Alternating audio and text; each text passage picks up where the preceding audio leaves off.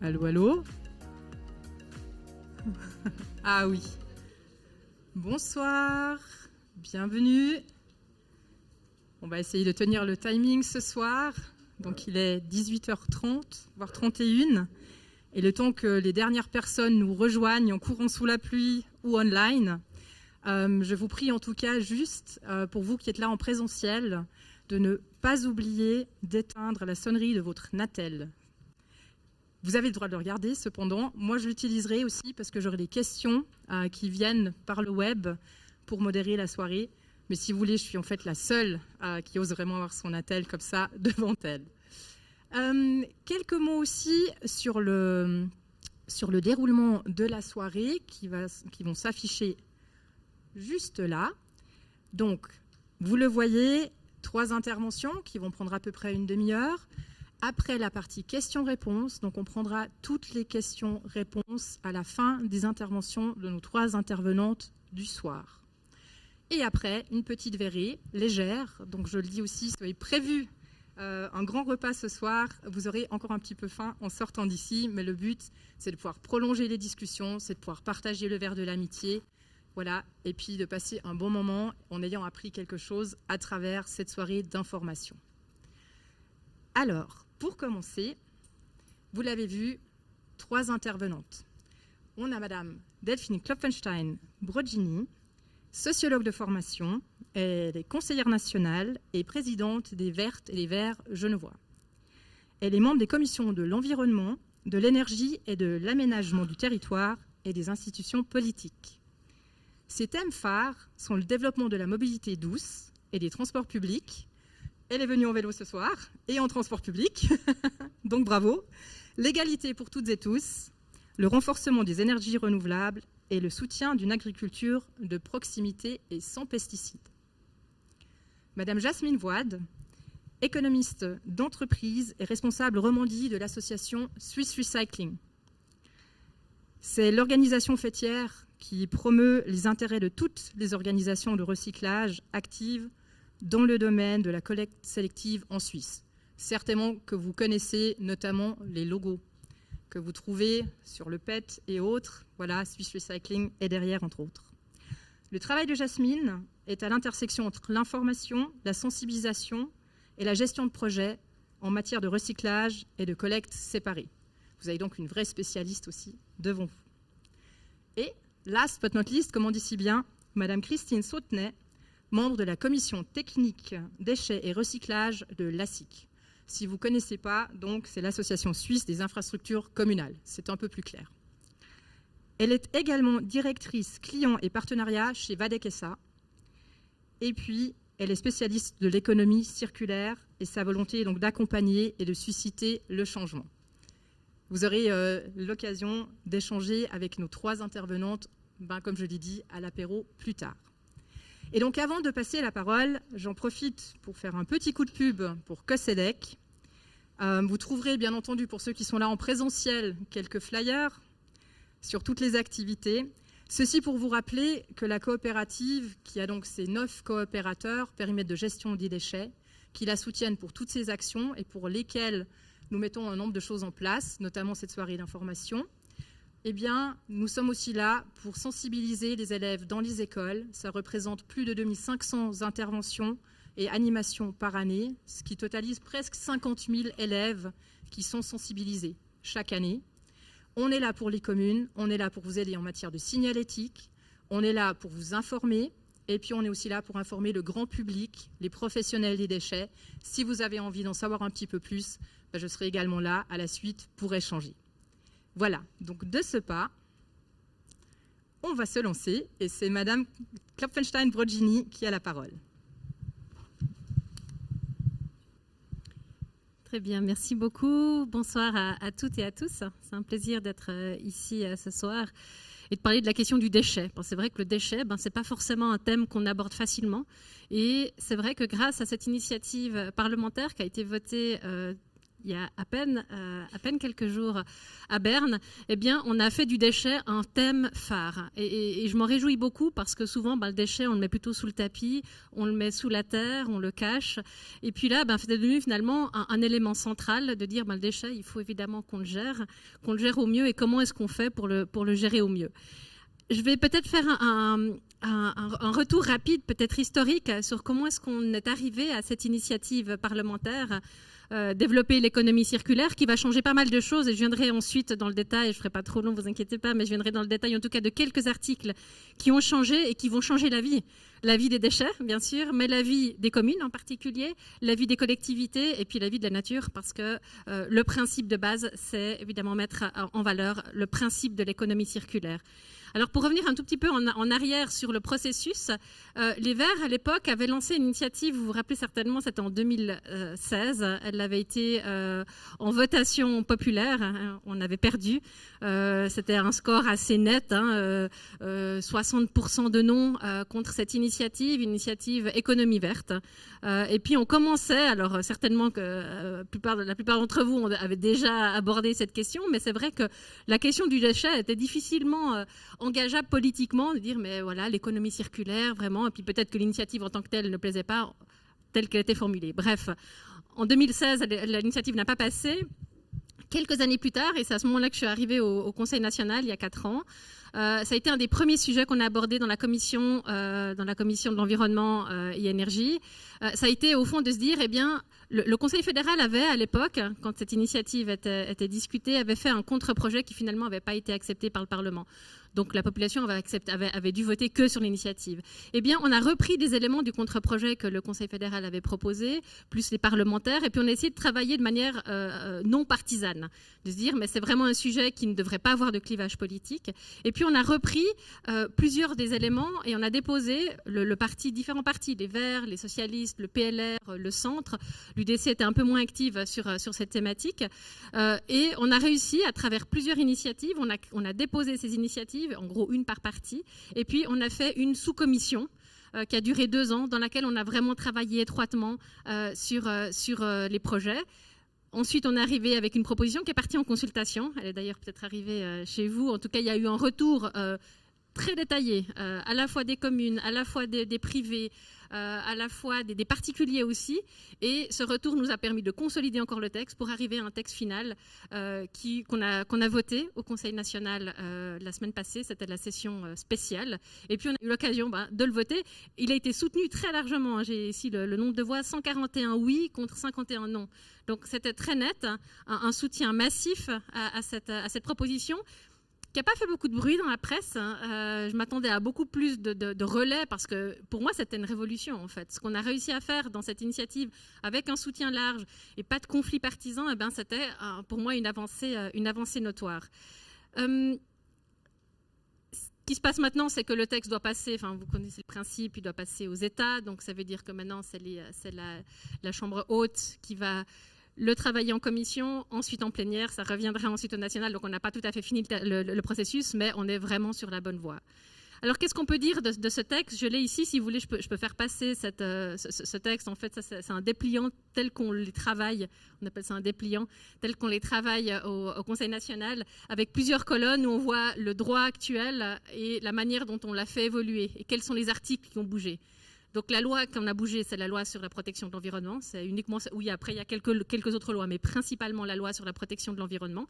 Et puis ce qu'on a réussi à faire finalement en changeant quelques articles, et j'ai juste pris en exergue une dizaine d'articles qu'on a changés et qui vont permettre cette transition.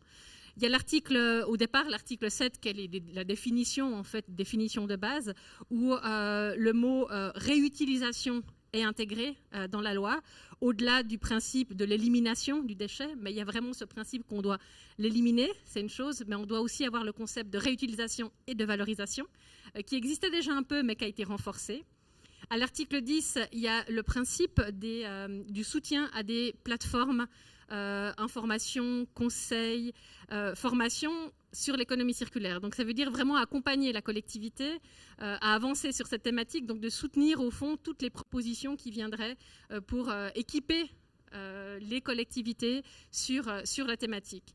À l'article 30, il y a le principe, encore une fois ancré suite à la définition de base de valorisation de déchets, le principe de la valorisation matière, et ça c'est clairement écrit noir sur blanc, ce qui n'était pas le cas auparavant.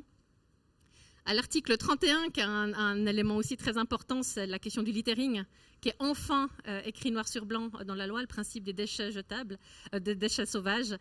Eh bien ça, c'est un élément qui figure, le principe d'interdire le fait de jeter simplement des déchets dans la nature, ce qui paraît le b.a.-ba, mais ce n'était pas écrit dans la loi.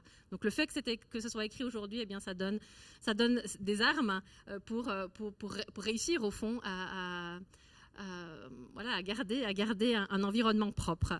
Il y a toute la question de la déclaration des douanes, notamment pour tous les produits par correspondance, avec s'assurer que les taxes d'élimination soient bien intégrées pour les produits qui sont importés. La question à l'article 35 des emballages, et ça c'est vraiment intéressant. Ce principe-là, c'est que dans les emballages, il y a des notices, c'est souvent très important parce que sur l'emballage, on a des informations sur le produit. Et puis, ce qu'on a réussi à faire passer, in extremis d'ailleurs, on n'a pas réussi à faire ça au niveau de la commission, mais on a réussi à le faire ensuite au niveau de la plénière, d'intégrer le principe d'un indice de réparabilité. Et ça, c'est une information qui est très importante aux consommateurs et consommatrices. Et cette information, alors, le Conseil fédéral peut faire ça, il ne doit pas encore le faire. On est step après step. C'est pas encore, on aurait pu imaginer que ça soit déjà obligatoire, c'est une étape. Mais le Conseil fédéral peut instaurer un principe d'indice de réparabilité sur les produits. Donc ça, pour moi, c'est une avancée notoire. Le principe aussi à l'article 48 de projets pilotes qui soient soutenus. Donc ça veut dire que c'est un soutien aux collectivités, c'est un soutien aux communes, aux cantons, mais c'est aussi un soutien à l'économie. Ça veut dire que des projets pilotes pourraient être soutenus. Donc c'est vraiment un engagement au niveau national des projets qui pourraient justement, parce que c'est pas tout de dire l'économie circulaire on veut la soutenir, eh bien il faut préparer le terrain et ce terrain il doit pouvoir être soutenu. Et il y a aussi à l'article 49 le suivant, l'encouragement à la formation sur cette question, parce qu'il faut évidemment former. Et ça, c'est des filières qui sont très importantes pour qu'on puisse appliquer cette loi. Il faut évidemment des personnes qui soient formées. Et puis à l'article 61, c'est ce qui avait un petit peu dérangé certains parlementaires, c'est qu'il y a un principe d'amende de 300 francs. Si on jette des déchets dans la nature. Le principe de l'amende, ça avait chauffé dans certains camps politiques. C'est une amende de 300 francs, mais ça en dit assez long sur l'intention que le Parlement a souhaité, c'est-à-dire de ne plus laisser faire des pratiques comme ça. Ce que je dirais juste sur les éléments, donc beaucoup de choses sont quasiment acquises, il faut maintenant que le Conseil des États le confirme, mais ce qu'on peut dire, c'est on a fait un pas de géant avec cette initiative. Maintenant, pour moi, il manque encore quelques éléments. J'en citerai juste deux ici. C'est que les produits à usage unique, ce principe de base qui est de plus en plus développé, c'est-à-dire le sac qui dure quelques minutes du magasin à chez soi, la vaisselle jetable qu'on utilise quelques minutes pour manger et qu'on jette. Ce principe du produit à usage unique est malheureusement pas assez fixé dans la loi. J'avais fait des propositions pour aller un peu plus loin, pour interdire, avoir un principe d'interdiction de l'usage unique, notamment les sacs, la vaisselle jetable, et pour permettre aussi des filières de l'économie de développer des principes de plats à l'emporter avec des vaisselles qui soient réutilisables et pas compostables forcément et pas recyclables, mais vraiment le principe de la réutilisation. On n'y est pas encore, je le regrette ici, mais je pense que c'est une thématique qui devrait revenir parce que le principe, on le voit sur pas mal de choses, ça reste une vraie thématique et de plus en plus présente. On voit ces cigarettes électroniques, par exemple, jetables, pourraient faire partie de ces produits à usage unique. Des objets, alors au-delà de la question sur la santé, mais c'est des trucs qu'on utilise pendant une journée et qu'on jette le soir. Il y a des batteries là-dedans, il y a du lithium, il y a du cobalt, etc. Et on ne peut pas les défaire, on ne peut pas les recycler d'une manière ou d'une autre. Donc c'est un vrai principe. La question de l'usage unique devrait davantage être considérée, mais ça va être l'étape suivante. Et je me réjouis d'ailleurs de continuer à travailler sur cet aspect. Et puis encore juste un mot sur peut-être les absences encore là-dedans, c'est la question du déchet liquide d'une certaine manière. Cette loi, en fait, elle a abordé le déchet solide. mais la question de l'eau, elle est centrale. Et c'est vrai que d'imaginer aujourd'hui qu'on utilise de l'eau potable pour se doucher ou pour les toilettes, on est encore dans une logique évidemment complètement ancrée, mais sur laquelle on devrait pouvoir avancer.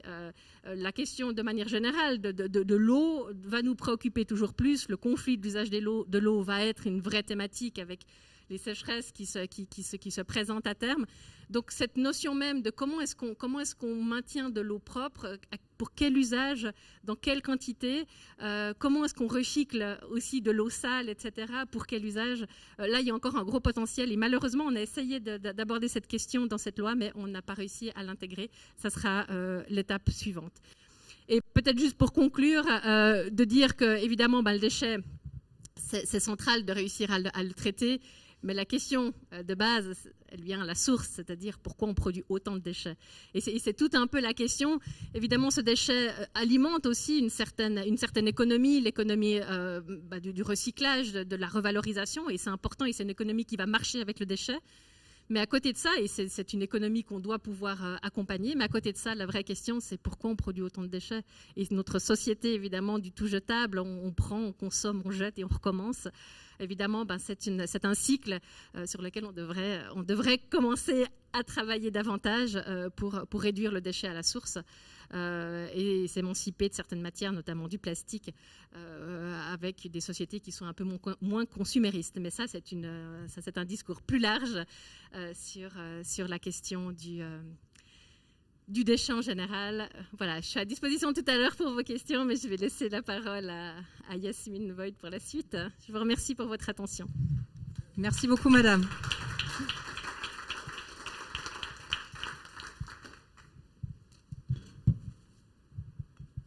Voilà, merci beaucoup.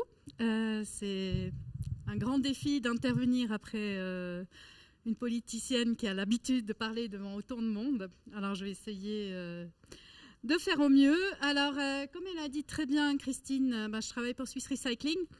Nous sommes l'association fêtière des organisations de recyclage. Nous avons des activités que vous connaissez certainement. Nous travaillons avec COSEDEC sur la formation, entre autres. Nous faisons des rapports d'activité où nous montrons l'efficacité du recyclage, l'impact sur l'environnement. Le prochain, il va sortir le 15 juin. Il sera présenté à Berne d'abord et le 23 juin à Lausanne lors du Forum Roman. Si vous n'êtes pas encore inscrit, faites-le vite parce que les places sont limitées et puis on n'a jamais eu autant d'inscriptions aussi tôt. Alors vous êtes les bienvenus. L'événement est gratuit et puis voilà, ça nous permettra aussi de parler un peu plus de recyclage, mais aussi d'économie circulaire parce que nous avons aussi la plateforme économie circulaire depuis 2019. Et là, vous voyez plein d'entreprises. En fait, nous avons pu intégrer, nous avons pu motiver plein d'entreprises de toute la chaîne de création de valeur. C'est vraiment du producteur d'emballage en passant par le commerce de détail, mais aussi les recycleurs, les communes.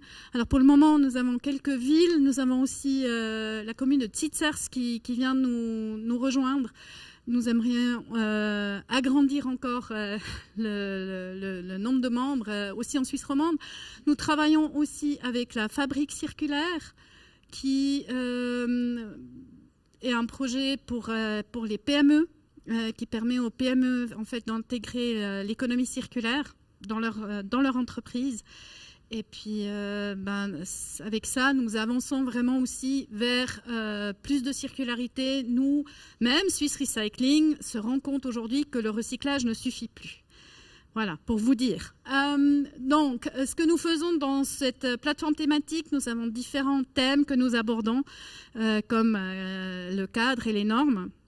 Alors, il y a des lois, comme maintenant la loi sur la protection de l'environnement, mais aussi des standards et normes au niveau de la recyclabilité. En fait, en Suisse, la recyclabilité n'est pas clairement définie, pas légalement. Il n'y a pas de définition claire. Ce carton, il est recyclable, celui-là, il ne l'est pas.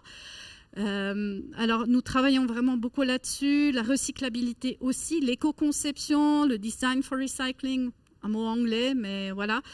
Mais aussi la mise en œuvre.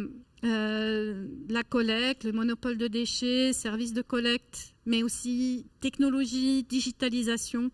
Et puis, nous allons plus loin avec, il y a des nouveaux matériaux qui arrivent. Qu'est-ce qu'on en fait? Est-ce que c'est bien, c'est pas bien? Quel est l'impact sur l'environnement?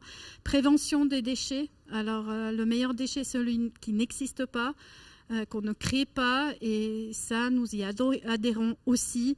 Et puis aussi la réutilisation et la réparation.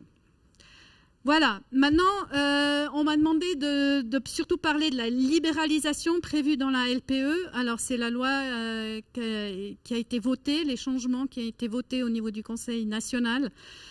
Alors, nous, on pense que si c'est une libéralisation sans limite, on a un problème de privé qui concurrencie le service public.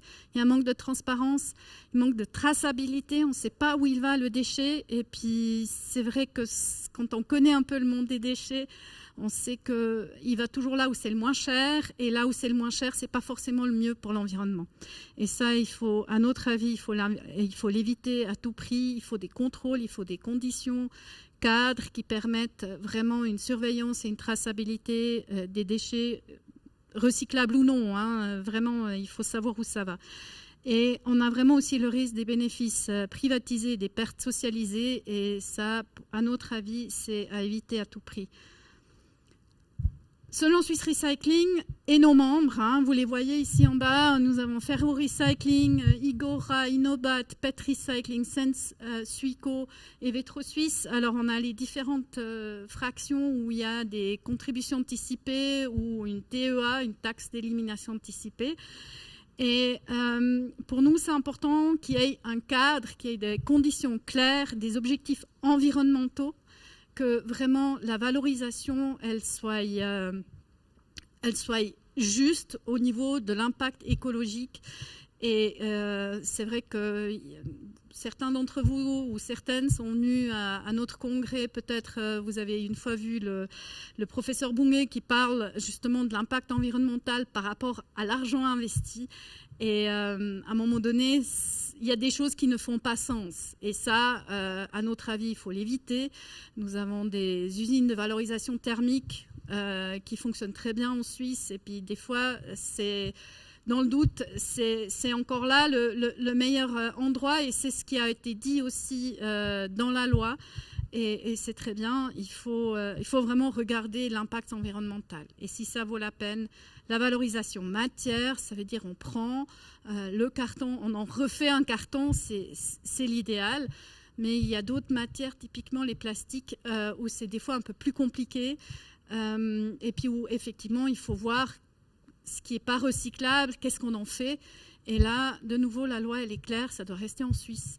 Et nous sommes très contents, nous saluons ces décisions. Le contrôle par l'Office fédéral de l'environnement et les cantons est également prévu dans le projet de loi tel que ça a été voté.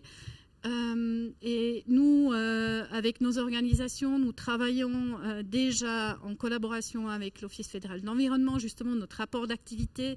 Ça permet aussi de se situer, de voir où on en est.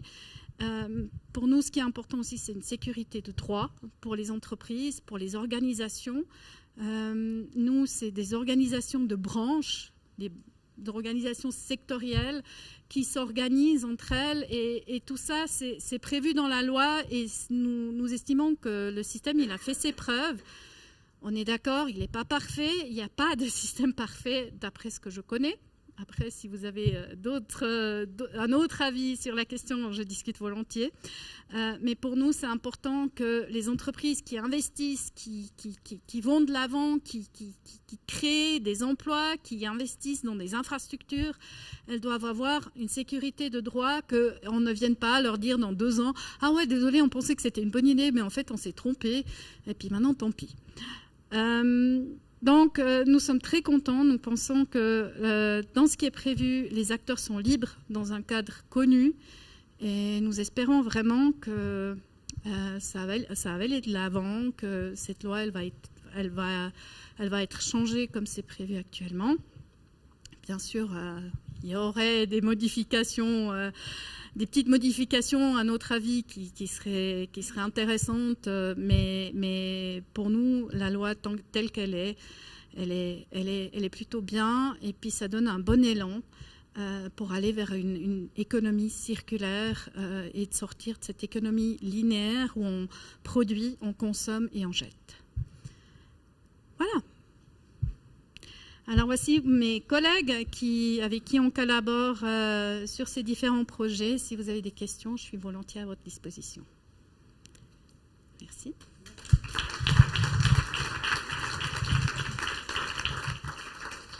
Et voilà, la transition se fait automatiquement, c'est parfait. Bonjour à tous. Je suis très honorée d'intervenir aujourd'hui, puis un peu impressionnée de passer après de personnes qui sont rompues à l'exercice de ces présentations publiques. Alors j'interviens un peu avec une double casquette, puisque je travaille chez VADEC, et en tant que telle, je suis membre du groupe déchets de l'ASIC, donc l'association infrastructure communale, qui regroupe les communes et les villes suisses. Alors, tout d'abord, je tiens à rappeler que cette initiative qui vise à inscrire l'économie circulaire dans la loi, elle est très positive sur énormément d'aspects. Enfin, globalement, c'est une bonne proposition. Il était temps qu'elle arrive en Suisse, puisque l'économie circulaire, c'est un sujet qui occupe nos voisins déjà depuis de nombreuses années. Et c'est vrai que c'était primordial et vraiment urgent que ces sujets soient aussi inscrits dans la législation suisse. Donc merci aussi pour tout ce travail d'avoir amené ce sujet où il est aujourd'hui. Donc il y a énormément d'avancées très positives qui permettent de préserver les ressources, ou dont l'objectif est de préserver les ressources. Il y a un point particulier que vous aviez déjà évoqué tout à l'heure, Madame Klopfenstein, c'est celui de la hiérarchie du traitement des déchets, et de mettre sur la table une chose qui est un peu passée à la trappe dans l'OLED. Bien qu'on commence par parler de limitation, finalement, c'est quelque chose de très intentionnel, et il manque ce qui concerne le réemploi, la limitation des déchets, le réusage. Et puis finalement, le fait d'inscrire aussi dans la loi le fait que la valorisation matière est prépondérante sur la valorisation énergétique, ça, je pense que c'est aussi quelque chose de très important qui doit inciter finalement toutes les communes et tous les acteurs publics de la gestion des déchets à d'abord trouver des solutions pour ne pas produire ces déchets, ensuite essayer de les recycler, et quand ce n'est pas possible, d'aller vers de la valorisation thermique. Cette initiative, elle apporte aussi des outils dans la lutte contre les littering. Elle permet aussi d'apporter des solutions pour que les déchets importés contribuent aussi au financement des filières de recyclage qui sont en place à travers une sécurisation des taxes et des contributions de recyclage anticipées. Donc ça, je pense que c'est aussi très important, et que les acteurs de Swiss Recycling en bénéficieront aussi. Et puis le fait qu'il y ait une possibilité d'ouverture pour l'expérimentation, l'innovation, la formation aussi. Enfin, je pense qu'il y a énormément de choses très positives. Et finalement, aujourd'hui, il y en a surtout une qui me préoccupe en tant que représentant de commune. C'est cette modification de l'article 31B qui concerne en fait le monopole communal de gestion des déchets. Donc je vais surtout m'arrêter sur celui-là et rappeler qu'aujourd'hui, les communes, elles ont une obligation de salubrité publique, de garantir la propreté et la salubrité publique sur leur territoire. Elles doivent organiser des services pour collecter les déchets, donc ça veut dire qu'il faut qu'elles dimensionnent des équipes, des équipements. Elles le font elles-mêmes en interne, ou alors elles passent des contrats de prestation avec des prestataires externes. Donc pour ça, elles ont besoin de dimensionner ce qui est attendu dans le contrat quand elles mettent en concurrence. Et puis en fonction des services et des prestations qui sont mises en place, elles doivent calculer les taxes déchets et les facturer. Donc chaque commune est garante finalement de la bonne gestion des déchets dont elles ont la charge et de leur facturation. Elles sont normalement tenues aussi de s'assurer que les solutions qu'elles ont mises en place, elles sont conformes à la loi, ce qui nécessiterait un minimum de traçabilité de déchets. Et j'ai bien conscience que c'est un sujet qui est compliqué. aujourd'hui déjà, on a des filières, enfin des déchets hors monopole qui sont gérés dans des filières organisées, qui sont organisées au niveau fédéral. Hein, par exemple, ce qui concerne les déchets électriques et électroniques. Et puis, il y a aussi les déchets des entreprises qui ne sont pas dans le monopole communal, qui sont déjà gérés différemment et qui ne passent pas par les communes. Donc, on a un nouvel alinéa qui est proposé et qui a été validé par le Conseil national, mais qui, en tant que représentant des communes, m'inquiète beaucoup, puisqu'en fait, il permet à n'importe quel opérateur privé de collecter des déchets urbains dès lors qu'ils ne sont pas concernés par des prescriptions fédérales. Et cette collecte, elle est volontaire, sous conditions de valorisation matière, sans définir ce que c'est, est-ce qu'il y a des minimums requis. Et pour ces déchets-là, le Conseil fédéral peut fixer des exigences, ce qui ne veut pas dire qu'il le fera. Ça veut dire concrètement, finalement, que n'importe quelle entreprise qui le souhaite pourra aller chercher des déchets n'importe quand, n'importe où, dans n'importe quelle commune, commencer à arrêter au gré de ses besoins, de ses envies et de ses intérêts, sans avoir finalement de compte à rendre et sans obligation de maintenir dans le temps le service. Donc ça, à notre sens, ça représente un gros risque pour les communes. Ça en représente plusieurs. Déjà, évidemment, les entreprises vont aller collecter volontairement des déchets quand elles vont y trouver un intérêt financier. Donc, je donne juste l'illustration du papier, du carton, puisqu'on a connu un peu le yo-yo sur les rémunérations de ces matières. Des fois, on a touché beaucoup d'argent, et puis quelques mois plus tard, il faut payer beaucoup pour s'en débarrasser. Donc, ce qui veut dire là, typiquement, on aurait eu peut-être plusieurs acteurs qui, spontanément, seraient allés chercher les papiers et cartons des ménages. Puis, une fois que le prix baisse, finalement, on ne les collecte plus, laissant en fait la charge de ces déchets sur les bras des communes. Dans des zones urbaines très denses, on aurait peut-être eu plusieurs acteurs qui suivent à la queue leu-leu pour aller chercher un même déchet dans différents ménages qui habitent la même rue. Donc ça veut dire aussi que ça génère du trafic. Finalement, le bilan environnemental est sans doute pas bien terrible.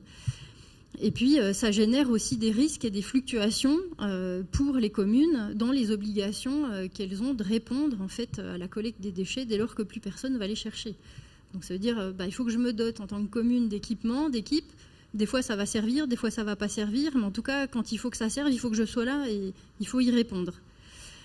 Ça génère aussi des difficultés à mettre en concurrence, parce que quand on met en concurrence des entreprises, on les met en concurrence pour un volume d'activité. Alors, on met en concurrence un prestataire pour aller chercher des papiers cartons. Puis tout d'un coup, il y a un opérateur lambda qui arrive sur le terrain qui vient les chercher. Donc, le prestataire qui a été mandaté par la commune, il n'a plus de travail. Donc, c'est compliqué aussi de mettre en concurrence dans ces conditions-là. Il y a évidemment un risque de littering, quand on est avec des entreprises peu scrupuleuses. Il n'y en a sans doute pas beaucoup, mais il peut y en avoir.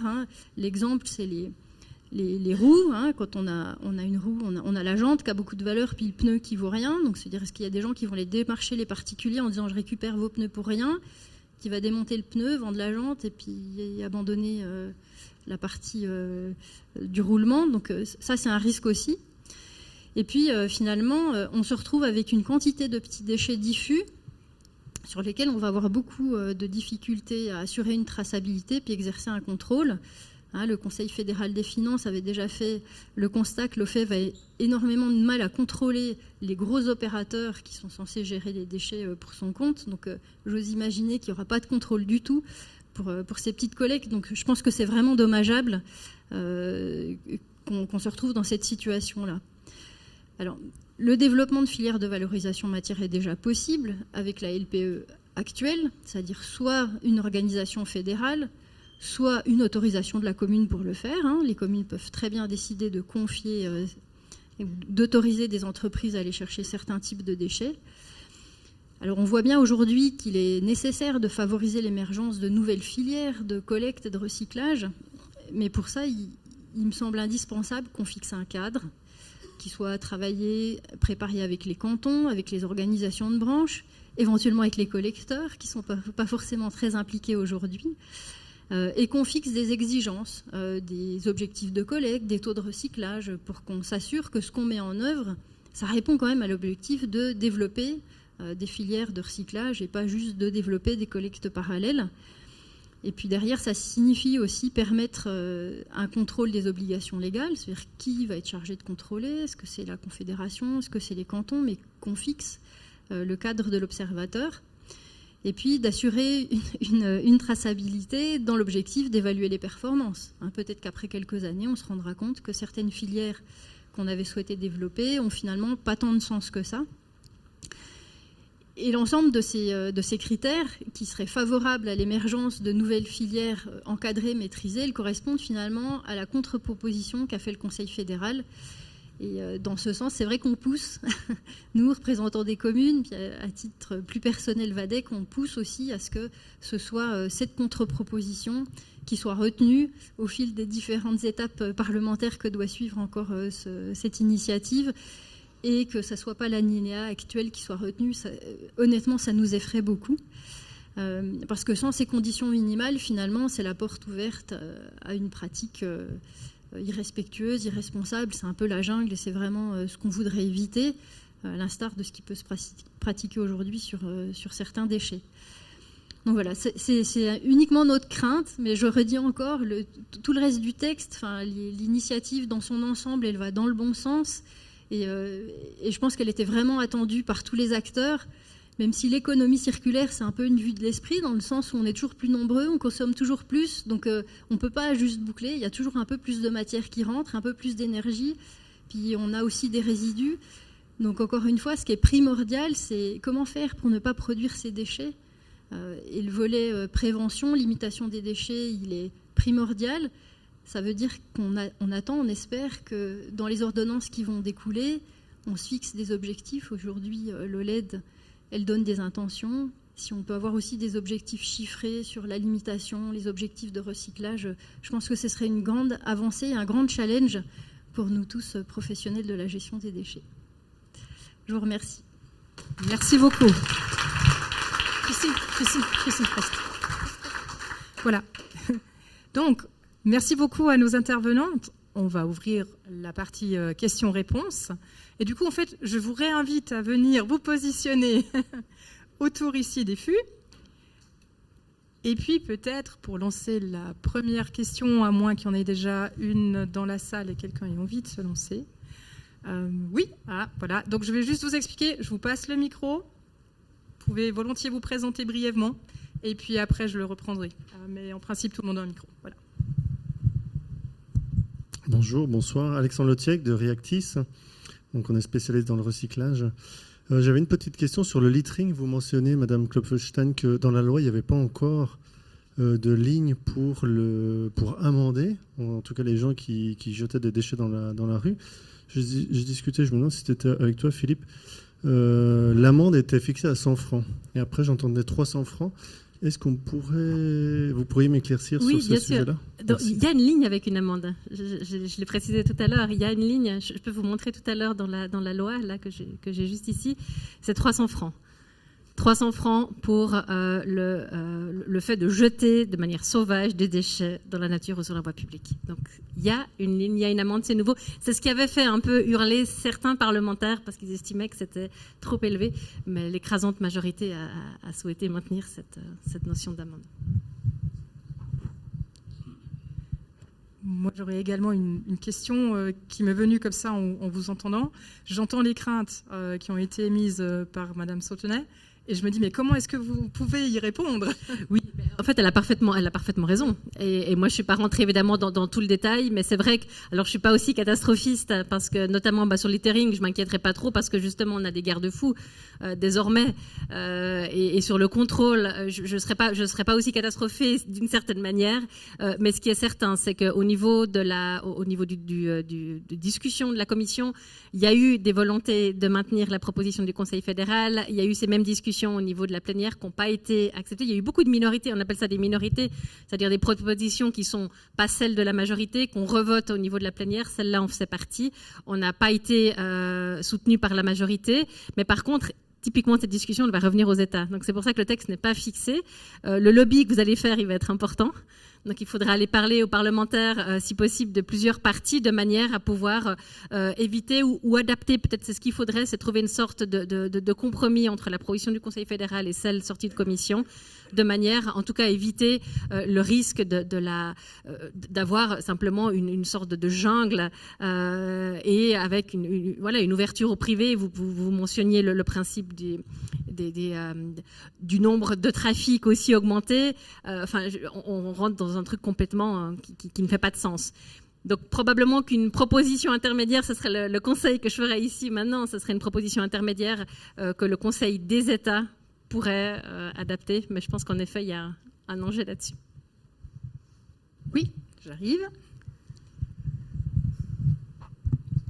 Bonsoir, je m'appelle Frédéric Leine-Grobert, je suis le responsable commercial de l'entreprise Thévenal-Duc à Écublanc et aussi je suis le président de l'AVRTD, l'association vaudoise des transporteurs de déchets, donc de la branche privée, et je voulais rassurer tout le monde. Les entreprises privées sont responsables. Nous sommes à la recherche de nouvelles solutions. Nous sommes des partenaires et pas des concurrents féroces. Je veux donner un exemple sur la gestion des déchets et les incinérateurs. Vous savez que Tridel a des tarifs très élevés par rapport à la concurrence suisse-allemande. Thévenal-Duc a décidé de continuer à livrer là-bas, de soutenir un exutoire local. On transporte plus de 80% de notre marchandise en export via le rail. Donc nous sommes responsables et j'aimerais juste ce soir pas faire un débat et qu'on nous mette comme étant les méchants de l'histoire, qu'on va tout casser. Au contraire, on est là pour répondre aux défis de l'avenir. Merci. Merci pour cette intervention. Qui aimerait répondre ? Oui, alors justement, je ne doute pas que vous soyez dans votre écrasante majorité des entreprises responsables, l'ensemble des entreprises de transport avec lesquelles aussi travaillent les communes en grande confiance au quotidien. Mais justement, je pense que le cadre, il a aussi pour vocation à faire en sorte que ceux qui seraient moins responsables ne puissent pas trouver d'interstice pour avoir des pratiques irrespectueuses. C'est surtout ça qui nous importe. C'est que le cadre il soit fixé, puis qu'on ait des règles qui s'appliquent et qui soient les mêmes pour toutes. Le risque, c'est quand le cadre n'existe plus, c'est que justement, il y a des entreprises qui sont moins respectueuses, qui s'insèrent et puis qui finalement bouleversent non seulement le travail des communes, mais aussi le travail des autres transporteurs ou des transporteurs avec lesquels les communes travaillent aujourd'hui.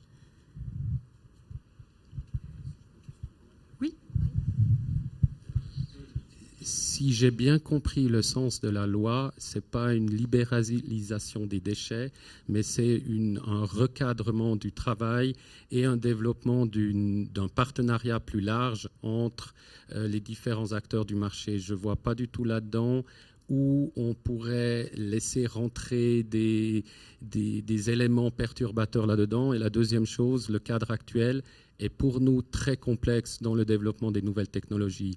Pour preuve, les 2 projets que nous on a dans le mercure et dans les déchets de plastique mélangés, les lois actuelles sont très contraignantes pour nous pour développer des nouvelles technologies parce que la loi ne voit pas les nouvelles technologies comme étant un aspect spécifique. Je discute là-dessus actuellement beaucoup et en fait, je dois m'adapter aux lois actuelles pour des technologies qui nécessiteraient un nouveau cadre. Et ce cadre-là n'existe pas. Et cette nouvelle loi, selon moi, de ce que j'ai compris, l'esprit de la loi, permettrait d'avancer plus vite. Et j'aimerais juste dire une chose, moi je voyage beaucoup en Europe et on est pas mal en retard en Suisse sur les nouvelles technologies et cette loi-là peut amener ces nouvelles technologies, donc moi j'y crois assez.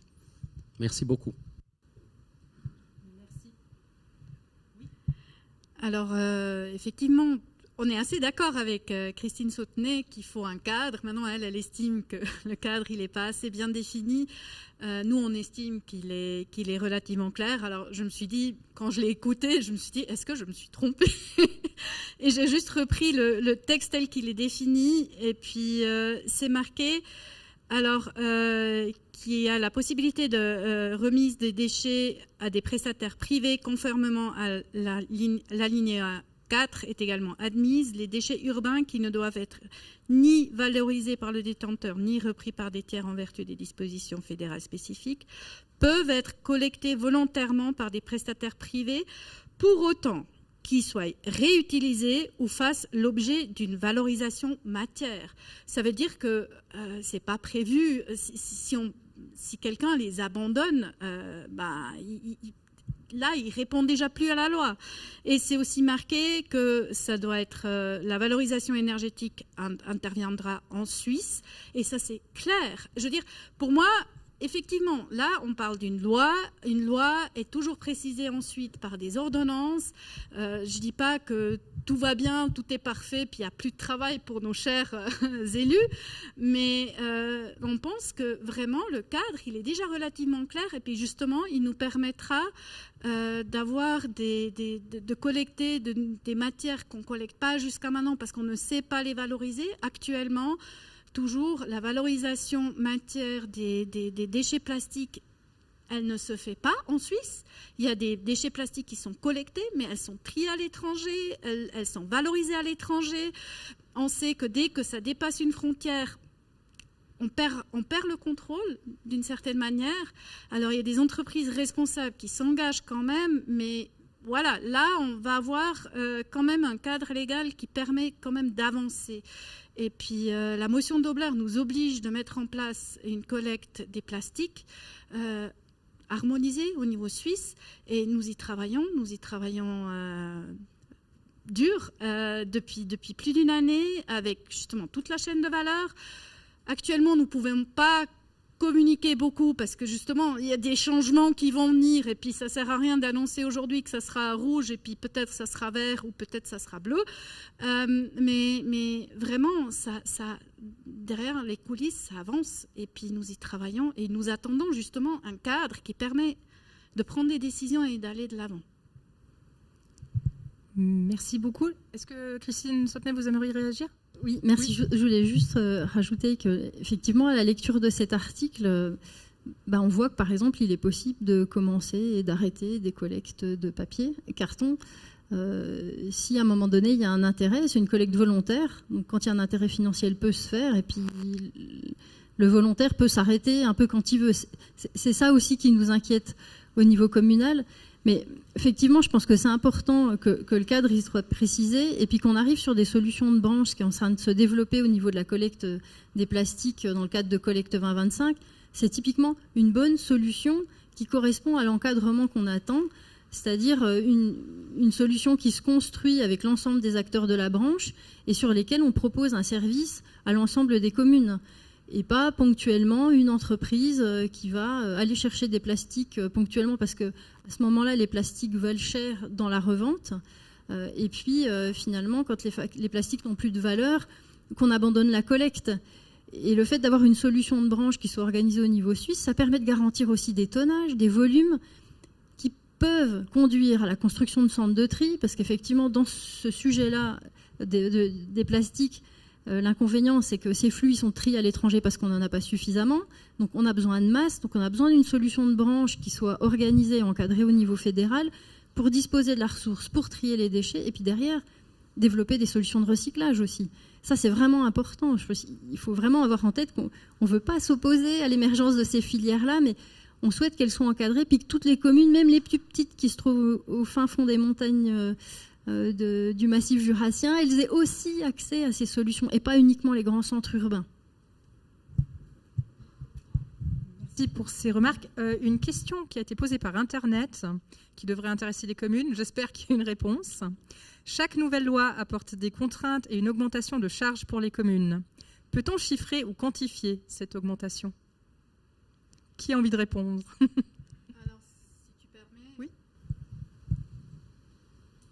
Alors, ce n'est pas une nouvelle loi, c'est une loi qui est changée. Alors ça, c'est la première précision. On n'ajoute pas encore une loi. On prend une loi, on la modifie. C'est la réutilisation. Hein. On ne jette pas l'ancienne loi, on la modifie. Et puis, oui, effectivement, il y a des choses qui changent, mais le monde, il change. Et puis, nous ne pouvons pas continuer à rester figés. L'Europe, elle change des lois. Il y a la PPWR, qui est un projet de loi énorme au niveau européen, qui va avoir une influence sur ce qui se passe en Suisse. Et puis, ne pas y réagir et ne pas agir, ça veut dire que on loupe le train. Et puis, par rapport à ça, ça serait vraiment dommage. On doit évoluer, même si Certains pensent qu'avant tout était mieux, oui peut-être, mais on vit aujourd'hui et puis on doit faire face aux défis que nous avons aujourd'hui. Et puis peut-être, je suis tout à fait d'accord avec ce qui vient d'être dit, et surtout c'est une loi en fait qui va générer des emplois, qui va générer de l'innovation, qui va être extrêmement, qui va fructifier les communes aussi. Et ça, je pense qu'il faut vraiment l'entendre comme une loi qui va apporter une plus-value, une certaine employabilité aussi dans des nouveaux métiers. Et de ce point de vue-là, c'est vraiment une loi d'avenir. Et je pense que la perspective d'une loi à charge, qu'en effet une loi qui est une modification de la loi sur la protection de l'environnement, et puis c'est une direction que l'Europe a déjà prise. Et c'est juste ce qui a été dit, c'est que la Suisse a un retard phénoménal sur cette question. Et on doit vraiment avancer. Cette loi nous permet de faire au moins cette avancée dans la direction de ce qui se fait partout ailleurs en Europe, ou en tout cas dans beaucoup de pays en Europe. Oui, alors juste une deuxième question par Internet, brièvement, après je passerai le micro dans la salle. Une question en fait sur l'incitation pour les fabricants de concevoir leurs produits sur le principe de cradle to cradle. Bon, ça, il est excellent, ce principe, évidemment, du berceau au berceau. Enfin, c'est ce principe de la circularité. Évidemment, d'avoir l'indice de réparabilité dans les informations et la traçabilité et la transparence sur un produit, eh bien, c'est ça qui permettra justement d'avoir ce principe de circularité, c'est-à-dire qu'on achète un produit, ce produit-là, on sait qu'il peut être réparé, donc ça veut dire qu'on va le réparer. C'est pas un produit qu'on va utiliser, consommer et jeter, mais qu'on va pouvoir réparer, lui donner une deuxième vie ou une seconde vie. Et c'est le principe en fait de la circularité. Et on peut vraiment le dire, hein, cette loi et ce principe de l'indice de la réparabilité, la Greenpeace avait fait une pétition pour le droit à la réparabilité. Eh bien, on est vraiment rentré dans cette logique-là. D'ailleurs, la pétition était liée aux travaux qu'on a eus sur cette initiative. Clairement, on va dans la direction du berceau au berceau, enfin le principe de la circularité.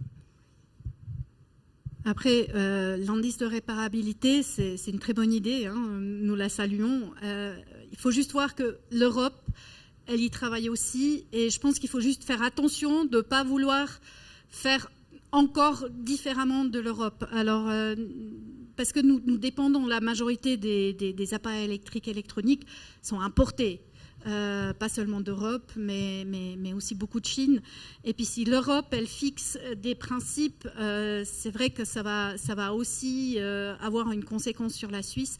Alors là, je dis juste, faisons attention de ne pas vouloir faire trop bien, mais effectivement, c'est une bonne idée. Il faut juste nuancer avec ce qui se passe en Europe, parce qu'on est un petit pays, et puis si on fait des spécialités, ça risque après de renchérir les produits, et puis les gens ils peuvent après plus se permettre de les acheter. Voilà, mais c'est juste un petit... La Suisse peut aussi être pionnière, hein, et mettre le curseur ailleurs. Tout à fait. Merci. Henri Clange, donc de la SAIDEF, l'usine d'incinération des déchets du canton de Fribourg, qui a aussi une partie de la Broye vaudoise. Je vais vous poser d'abord une question à laquelle je réponds tout de suite. Pourquoi le canton de Genève a un taux de recyclage un des plus importants de Suisse alors qu'ils n'ont pas la taxe au sac? Parce qu'une grande partie des déchets qui arrivent en centre de tri repart du canton de Genève comme déchets triés, alors qu'en fait, ce n'est pas si bien trié que ça. J'en veux pour preuve un des camions qui s'est renversé une fois sur l'autoroute Genève-Lausanne, qui était pleine de déchets. J'en veux pas aux transporteurs, j'en veux pas au centre de tri. Je remarque juste que c'est un fait. Il y a des déchets qui passent de canton à canton, qui ne sont pas si bien triés.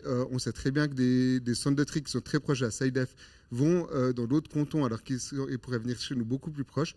Tous les transporteurs ne le font pas, mais certains le font. Il y a même des déchets plastiques qui vont tout d'un coup en Italie pour être revalorisés matière. Et puis quand on fouille un petit peu, en fait, on remarque qu'ils sont un petit peu brûlés. On parle du prix du papier. Le prix du papier a été très haut pendant longtemps. Pourquoi? Parce que c'était un très très bon matériau pour être brûlé en Chine pour faire de l'électricité. Donc on allait jusqu'en Chine avec du papier juste pour faire de l'électricité. Cette initiative va permettre de le faire plus en perdant le monopole sur le transport des déchets urbains pour les communes, parce que rien n'empêcherait une entreprise de dire on récolte les déchets urbains, on ouvre les sacs, on prend ce qui est valorisable, et puis le reste qui n'est pas valorisable, on va le brûler. On va le brûler où c'est le moins cher. On ne va pas forcément le brûler où c'est le plus proche. On vient de faire toute une étude à la SAIDEF sur l'impact du transport sur la gestion des déchets. Et on remarque qu'effectivement, l'impact principal qui est regardé par les entreprises, c'est le prix et ce n'est pas forcément l'environnement. Et si on veut avoir une vision holistique, on devrait regarder aussi le transport et l'environnement, parce que aller jusqu'en Chine pour revaloriser du papier, si c'est mal revalorisé, ça ne sert à rien. Donc je vous prie de réfléchir à ça. Puis j'aurai encore une remarque que je fais à titre personnel cette fois.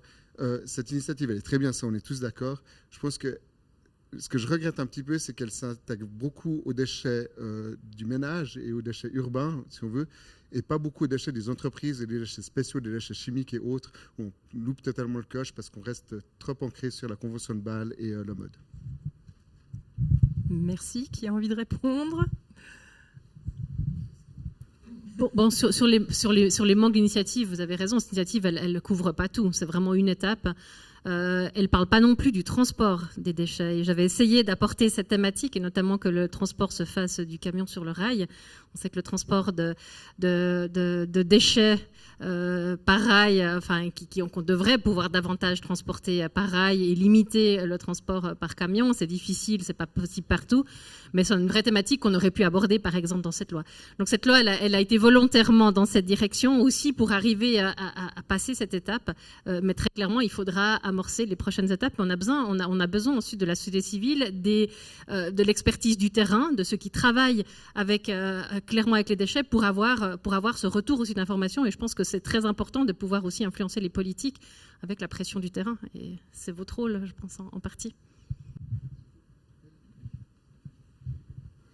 Alors, j'aimerais juste encore ajouter quelque chose. Alors, moi, le papier suisse qui part pour être brûlé en Chine, alors, peut-être, je suis naïve, mais j'ai jamais entendu, ça m'étonne beaucoup. On a une usine de papier en Suisse qui a besoin de papier de qualité pour justement produire du papier. Le carton, la même chose.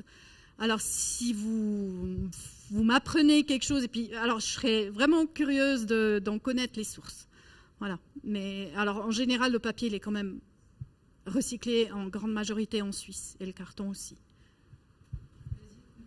Voilà, je voulais juste répondre encore à ce que tu as dit. 2 points. Sur le papier carton qui est négatif aujourd'hui, nous, on a plus de 7 sites en Suisse qui ont tous réceptionné le papier tout le temps.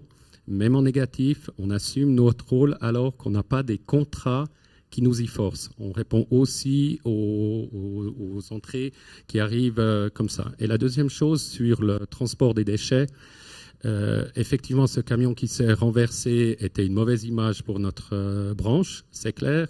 Mais il y a quand même un point derrière que moi, j'aimerais une fois avoir une explication. C'est le côté tellement différencié des tarifs des incinérateurs en Suisse. Parce qu'effectivement, on est dans une entreprise privée.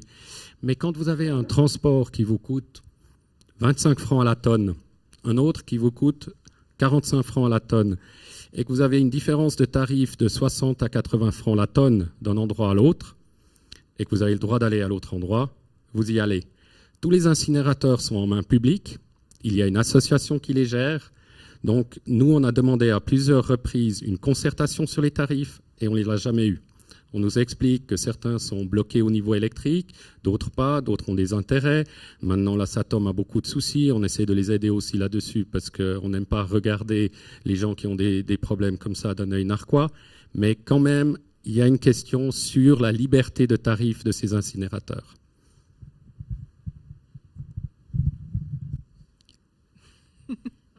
Je vais répondre brièvement, mais en fait, ce n'est pas forcément le sujet qui est à ma charge au sein de VADEC. Donc, juste pour avoir en tête que chaque usine d'incinération, effectivement, elle pratique les mêmes tarifs. Elle a ses propres coûts de construction qui ont parfois été soutenus ou pas par les cantons.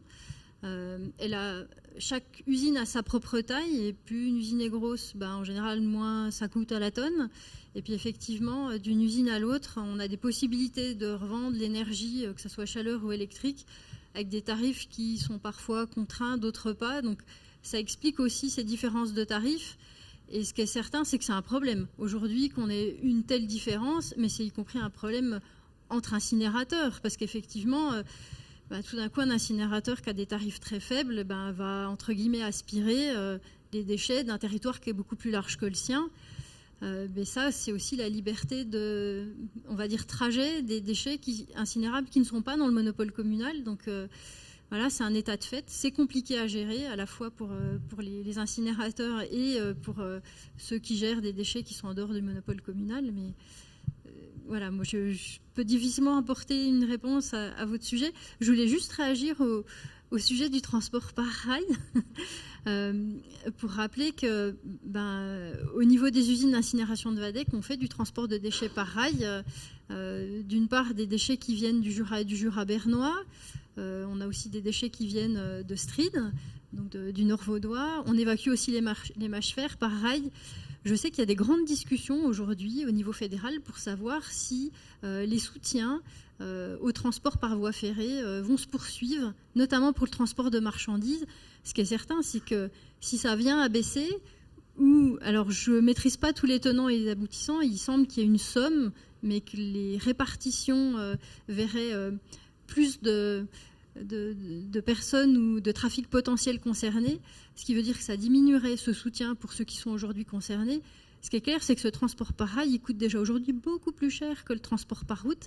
Si ce soutien venait à tomber, c'est une vraie question de pérennité financière pour nous, à savoir si on peut le poursuivre ou pas, et quel est l'impact, y compris sur notre tarif d'incinération, parce qu'évidemment, ce transport par rail, il faut le payer. Donc j'en profite pour vous dire, si vous pouvez soutenir la poursuite de soutien au transport par rail de marchandises, notamment les déchets, qui parfois permettent aussi la pérennité de petites lignes, ce serait vraiment le bienvenu. Merci. Bien entendu, et je suis sur cette ligne. Je me permets de répondre pour le prix. Il y a quelques années, M. Prix est tombé sur les incinérateurs pour changer les prix parce qu'il estimait que la politique des prix était trop nébuleuse. Mais on est presque tous des entreprises de droit privé, en fait. On est des SA, même si on est en main publique, on est des entreprises de droit privé. Et les déchets urbains font partie d'une zone d'apport où on a des clients entre guillemets captifs. Les déchets encombrants ou d'industrie ne le sont pas. C'est d'ailleurs grâce à ça que vous pouvez aller dans d'autres usines. Mais si on se mettait tous d'accord sur les chiffres, c'est la Commission de la concurrence qui nous tomberait dessus en disant qu'on fait une association de branches et puis qu'on casse la concurrence. Donc on n'aurait même pas le droit de le faire. Et par rapport au transport par rail, moi je suis à fond pour le transport par rail. Par contre, la gare la plus proche de la SAIDEF, c'est la gare de Fribourg. Donc je ne suis pas sûr que Fribourg serait contente qu'on envoie tous nos camions au centre de Fribourg. On a même payé les routes de contournement des communes proches de chez nous pour éviter que les camions passent dans les communes. Merci pour cette précision. On va rapidement reprendre une question qui nous vient de Internet, qui est une question un peu plus générale. En fait, la question, c'est pourquoi ne valorise-t-on pas le plastique en Suisse ? Alors, simplement, aujourd'hui, c'est un problème de quantité. Et c'est un problème de...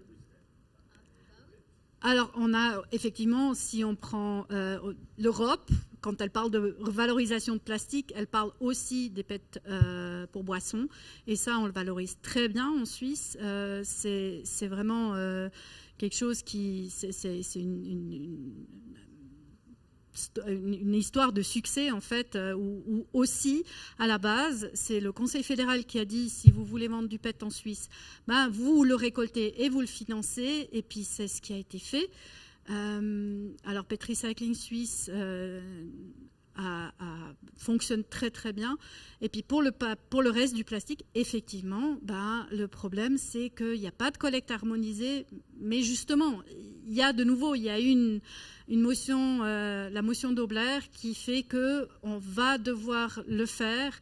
Et quand on aura mis en place, et là on travaille vraiment avec les gens qui conçoivent des emballages pour qu'ils soient recyclables à la fin, avec des gens qui les mettent sur le marché, avec des gens qui les collectent, avec des recycleurs, avec les communes. Et là, après, on aura vraiment des quantités suffisantes pour que les entreprises vont investir dans des centres de tri, dans des centres de valorisation. Aujourd'hui, les entreprises veulent y arriver, mais justement, au niveau légal, ça ne tient pas la route encore. On a aussi... justement, si on se met tous ensemble, on a aussi la Comco qui vient, loi des cartels. Alors, effectivement, oui, on a des lois en Suisse qui sont bien, mais on doit aller de l'avant, parce que les lois qui étaient bien il y a 30 ans ne suffisent plus aujourd'hui pour faire face aux défis actuels. Merci beaucoup. Le micro arrive. Bien, Andrea Mégane, mon SIDF.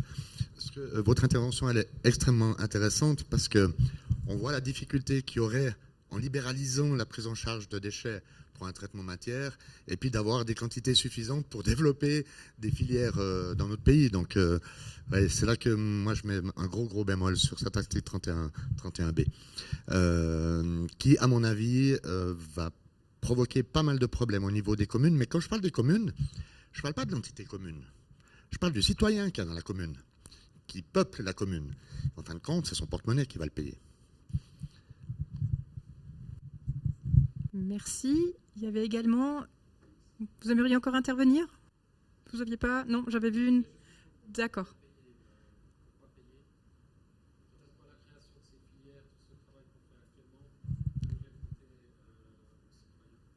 Oui, alors peut-être pour les personnes qui nous suivent online, donc je vais juste vous repasser le micro.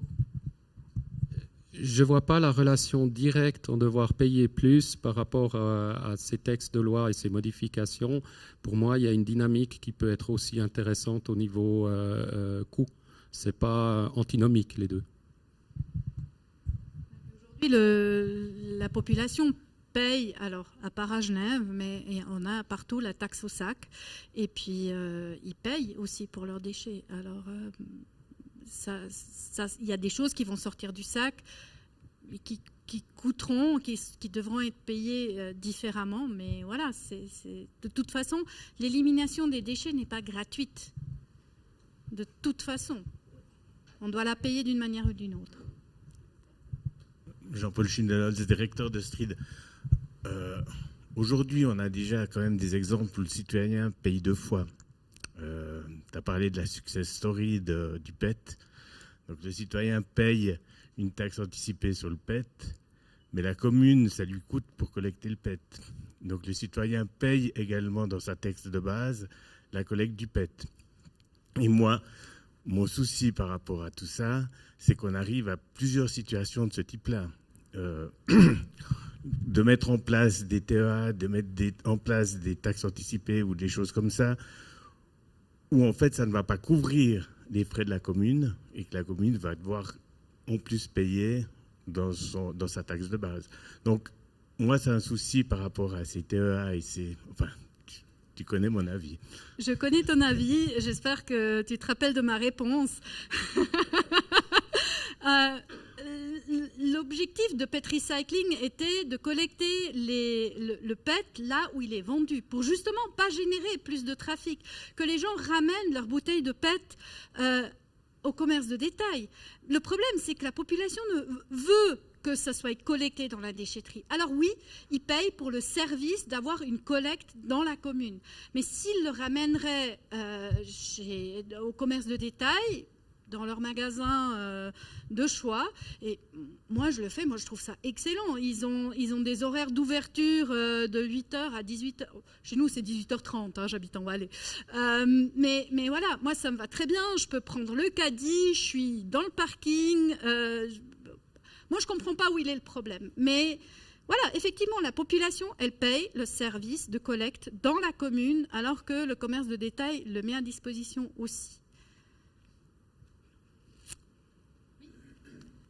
Le micro arrive. Bonsoir, Olivier Baudin, syndic du CHNI. On a parlé très souvent ce soir de la principale chose sur laquelle on doit s'axer, c'est de ne pas produire le déchet. Le 99% de ce qui se consomme des récipients PET sont des produits chimiques qui pourraient très bien être en poudre et puis dont on fait le mélange à la maison.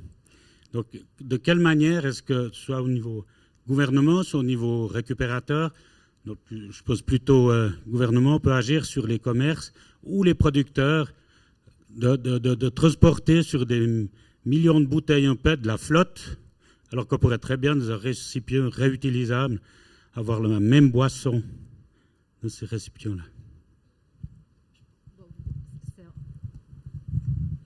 c'est en effet une préoccupation, mais c'est vrai que là, ça atteint la liberté du commerce. Et c'est la difficulté. Mais j'avais proposé dans le cadre de cette loi que les commerces soient obligés de reprendre les emballages et les suremballages. Ça n'a pas passé, cette proposition, mais j'estime qu'elle aurait pu amener à une réflexion comme celle-là.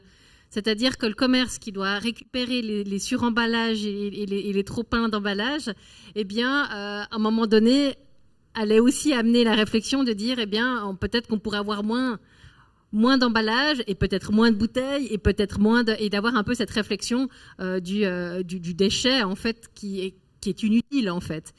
Après, cette question, elle a été discutée. Je sais que les personnes qui étaient contre disaient que c'était très difficile pour les petits commerces. Évidemment, pour les grandes enseignes, c'est facile de récupérer et d'avoir des grands bacs devant, mais c'est plus difficile pour les plus petits commerces.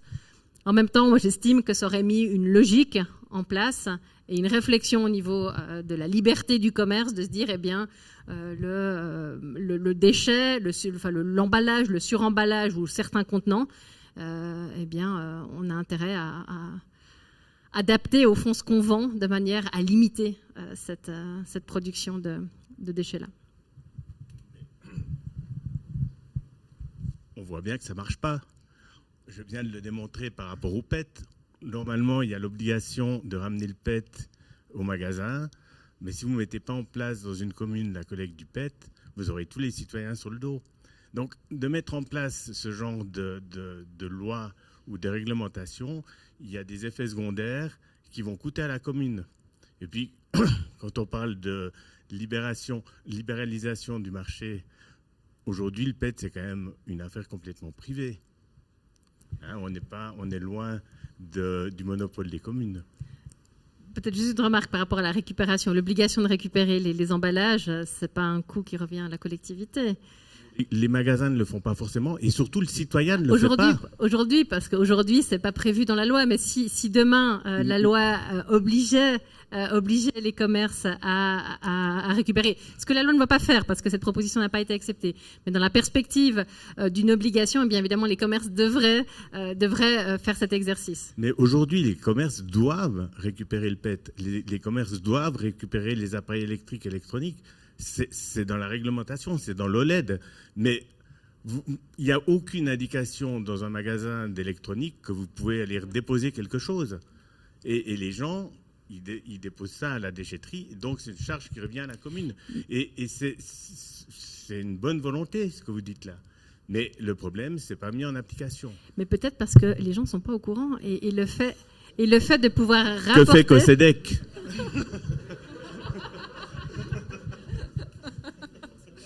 Je ne répondrai pas. Beaucoup de sensibilisation.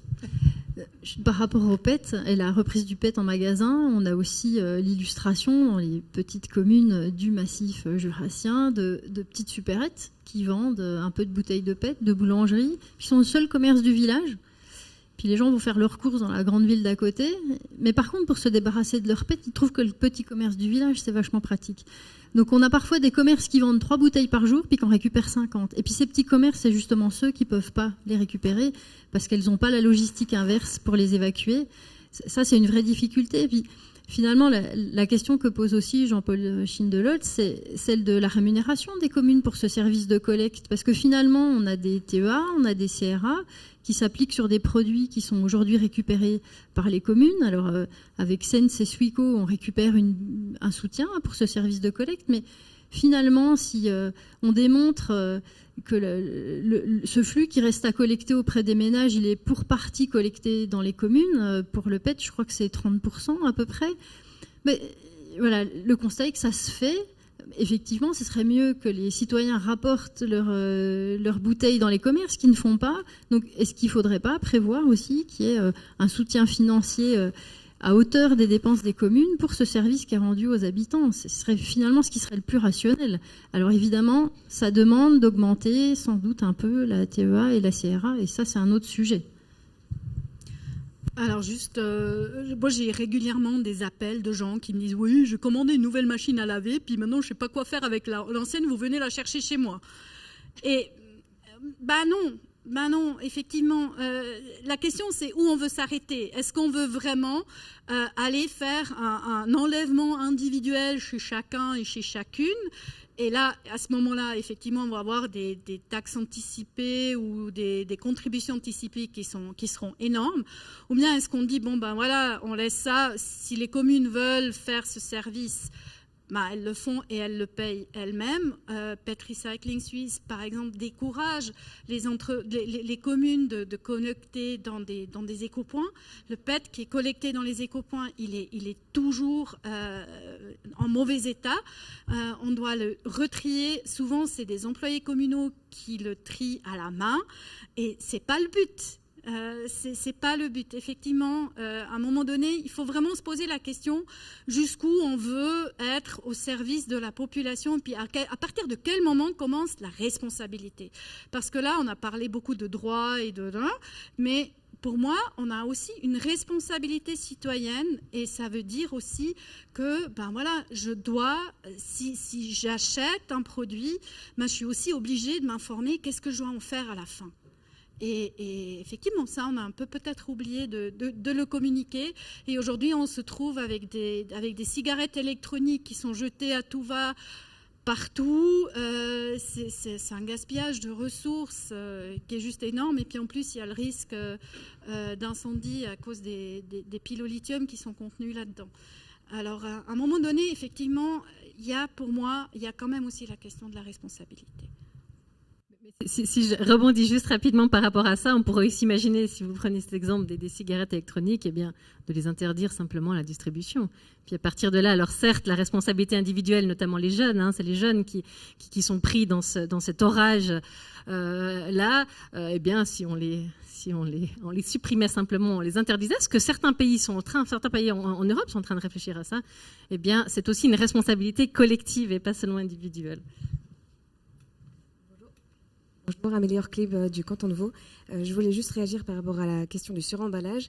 Dans le canton de Vaud, on a eu la motion du député Christen qui est passée, sur laquelle on doit répondre, en fait, qui demande à ce que justement dans la distribution, les emballages et suremballages soient récupérés par les magasins. Donc on doit se poser la question pour légiférer dans le canton de Vaud. Et c'est vrai que on se pose la question, en fait, de savoir si est-ce que ça va vraiment avoir un impact sur les quantités d'emballage et de suremballage qu'on va trouver dans nos produits qu'on va acheter dans les supermarchés? Parce que beaucoup de nos produits qui sont en vente, finalement, ils viennent aussi du marché européen, voire asiatique et autres. Et à quel point, quelle est la part de produits qu'ils ont vraiment fait en Suisse et sur lesquels on aura une influence sur ces emballages? Donc, nos grands distributeurs, eux, ils peuvent agir peut-être sur les produits qu'ils font eux-mêmes, mais sur tout le reste, ça n'aura pas forcément d'influence. Et la deuxième question, c'est également le fait que si on délègue en fait cette tâche de récupérer les emballages au sein de cette grande distribution, de ces commerces, on délègue aussi le recyclage de ces plastiques et papiers, etc. Et là, en tant qu'autorité, on perd aussi tout le suivi de ce qui est fait. Est-ce que ça va vraiment être une valorisation matière ou pas, et en Suisse ou pas, dans le canton de Vaud ou pas? Donc voilà, il y a beaucoup de questions qui suivent là-dessus. Donc, je serais ravie d'échanger avec vous là-dessus. Peut-être là-dessus, c'est une question de responsabilité partagée. Il y a la question de la responsabilité individuelle, la responsabilité collective, la responsabilité des lois, de faire des lois suffisamment contraignantes, et puis la responsabilité des distributeurs et la responsabilité des commerces. Et ça fait partie aussi d'une certaine manière. Nous, on ne peut pas rentrer évidemment dans la liberté du commerce, c'est-à-dire que chaque commerce va vendre. On ne peut pas légiférer sur ce qui va être vendu. Par contre, de mettre des obstacles à certains produits qui génèrent des déchets et dont finalement le consommateur ou la consommatrice n'a pas la responsabilité.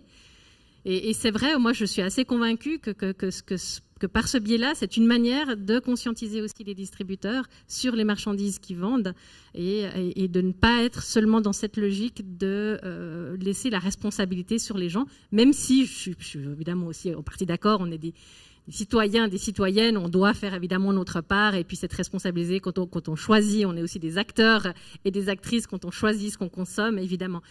Mais la responsabilité des distributeurs, pour moi, elle est importante et c'est une manière de les responsabiliser. Voilà, merci beaucoup. L'heure avance. Donc je regarde si des mains se lèvent pour une dernière question. une dernière question. Voilà, le micro arrive.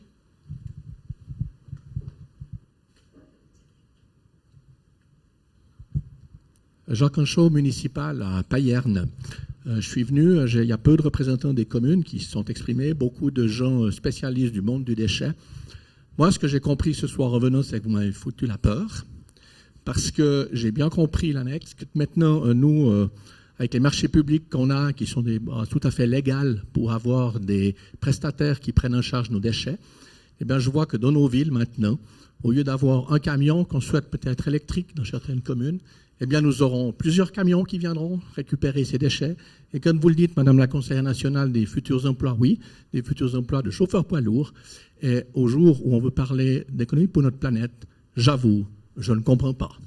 Donc, peut-être que vous pourrez m'expliquer ça tout à l'heure, mais mettre plus de camions sur nos routes, dans nos communes, c'est juste incompréhensible. Merci. Peut-être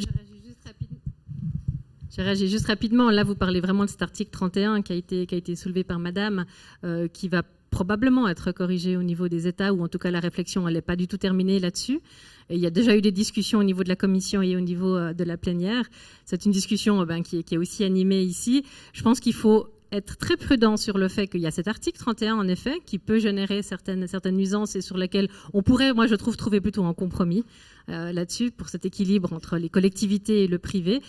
Après ça, je vous invite vraiment à lire cette loi. On peut en discuter tout à l'heure autour d'un verre. Cette loi est une immense avancée en termes écologiques, clairement. De passer d'un système d'une économie linéaire à une économie circulaire, c'est un pas de géant.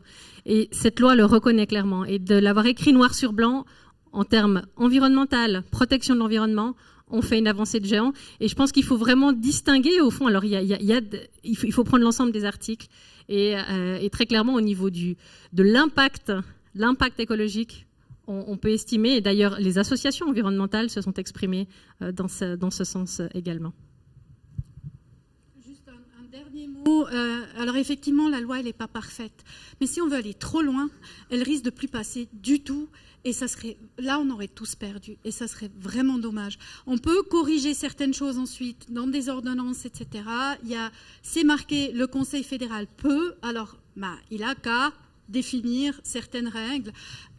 Mais je pense que si on veut aller trop loin, moi, j'ai peur aussi. On a vu avec la loi sur le CO2 qui était pas parfaite, mais qui était bien. Et puis, on a dit non. Parce que pour certains, ça allait trop loin. Alors, il faut vraiment faire attention, à mon avis, si on veut aller trop dans les détails, après ça passe plus du tout parce que voilà, c'est trop compliqué et puis c'est plus facile de dire non. Voilà, ce sera le mot de la fin du coup. Merci beaucoup à nos 3 intervenantes, je vous prie de les applaudir.